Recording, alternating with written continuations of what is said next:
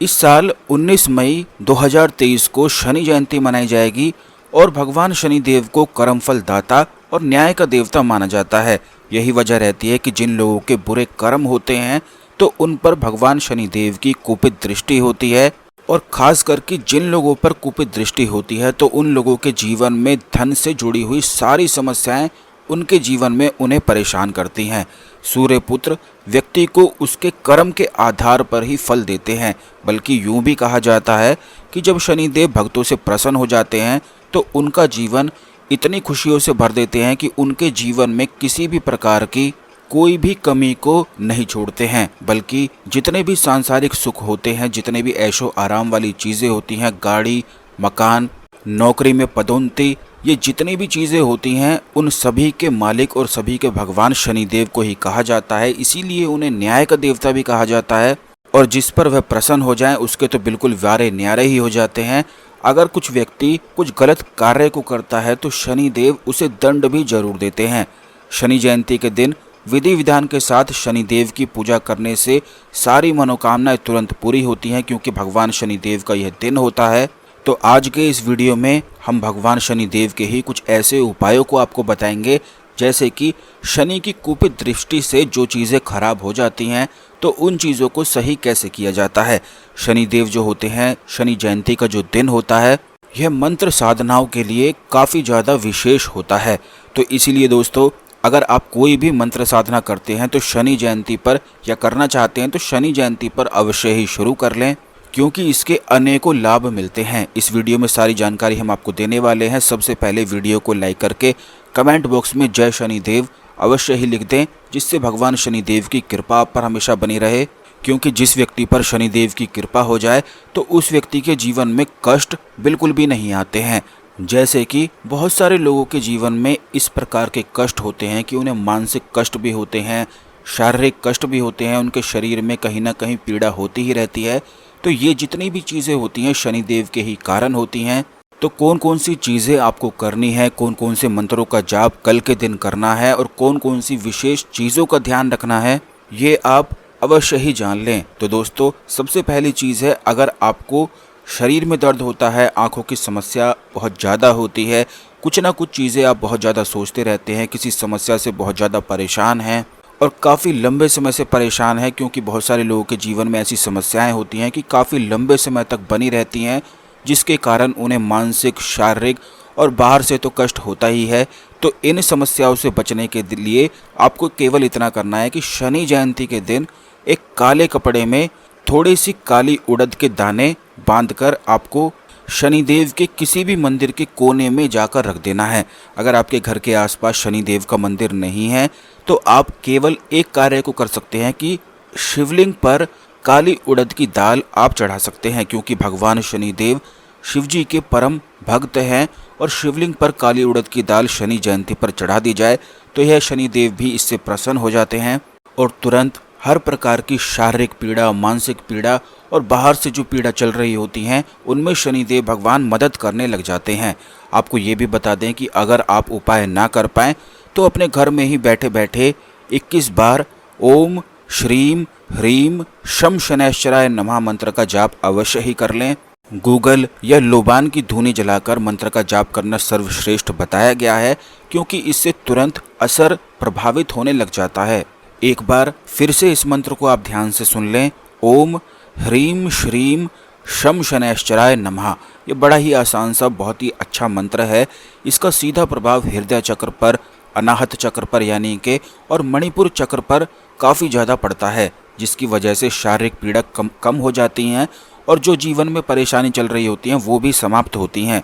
दूसरी समस्या ये है कि अगर आपको संतान का सुख प्राप्त नहीं हो पा रहा है, क्योंकि जिस व्यक्ति के जीवन में संतान का सुख नहीं हो पाता है तो ऐसा व्यक्ति बिल्कुल अधूरा सा ही रह जाता है, हृदय उसका रुग्ण हो जाता है, और इसी की वजह से उसे हार्ट संबंधी समस्याएं होने लग जाती हैं, ब्लड प्रेशर हाई होने लग जाता है, और काफ़ी ज़्यादा मानसिक तनाव का सामना भी करना पड़ता है। तो दोस्तों, आपको बता दें कि यह उपाय घर की छत पर किया जा सकता है, बालकनी या घर के बाहर पक्षियों के लिए दाना और पानी अवश्य ही शनि जयंती पर आप रख दें।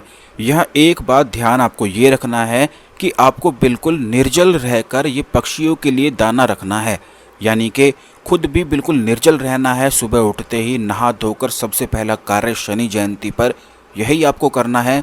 इस उपाय को वो लोग भी कर सकते हैं जिनका व्यापार नहीं चलता है, नौकरी में पदोन्नति चाहते हैं और काफ़ी ज़्यादा अपने जीवन में आगे बढ़ते रहना चाहते हैं। जो लोग ये चाहते हैं कि उनके जीवन में बिल्कुल भी धन की समस्याएं ना आए, तो शनि जयंती से ये पक्षियों के लिए दाना पानी अवश्य ही व्यवस्था करना शुरू कर दें। बिल्कुल निर्जल रहकर रोज सुबह इस उपाय को करना है। जैसे ही इस उपाय को आप करना शुरू करेंगे, आप खुद देखेंगे कि आपके जीवन में और आपके घर में, नौकरी में, व्यापार में इतनी बरकत बनने लगेगी कि आप खुद भी हैरान रह जाएंगे। इसी के साथ इस मंत्र का जाप भी किया जा सकता है। जो लोग उपाय ना कर पाएँ तो मंत्र साधना कर सकते हैं, मंत्रों के जाप कर सकते हैं। इसीलिए दोनों ही चीज़ें हम आपको बता रहे हैं। ये मंत्र भी आप सुन लें। ओम एम शम ह्रीम शनैश्चराय नमः। इस मंत्र का जाप जो विद्यार्थी जो पढ़ाई करते हैं, किसी नौकरी के लिए तैयारी कर रहे हैं, किसी एग्ज़ाम के लिए तैयारी कर रहे हैं, तो इस मंत्र का जाप कर सकते हैं। ओम एम शम ह्रीम शनैश्चराय नमः। आपको ये भी बता दें कि नौकरी संबंधित जितनी भी चीज़ें होती हैं, चाहे सिलेक्शन हो, चाहे प्रमोशन हो, ये सारी चीज़ें केवल शनिदेव ही नियंत्रण में रखते हैं। यही वजह रहती है कि अगर शनिदेव की कुपित दृष्टि किसी व्यक्ति पर होती है तो ऐसा व्यक्ति लगातार कठोर मेहनत करने के बावजूद भी अपने जीवन में आगे नहीं बढ़ पाता है। तो ये मंत्र का जाप आप नियमित कर सकते हैं या केवल शनि जयंती पर करके भी लाभ उठा सकते हैं। अब दोस्तों, अगर घर में आप चाहते हैं कि सुख सौभाग्य से बढ़ोतरी होती चली जाए, तो शनि जयंती के दिन मंदिर में काला कपड़ा अवश्य ही चढ़ा दें और साथ ही शनि देव का इस मंत्र का जाप करें। शम ह्रीम शम शनैश्चराय नमः। अगर आप काले कपड़े में थोड़ी काली उड़द की दाल बांध सकते हैं तो बहुत ही अच्छा है, यानी कि जितनी आपकी मुट्ठी में आती है, 1 किलो, आधा किलो या जितनी भी आती है, दोनों हाथों में जितनी आती है तो उतना आप दान कर सकते हैं।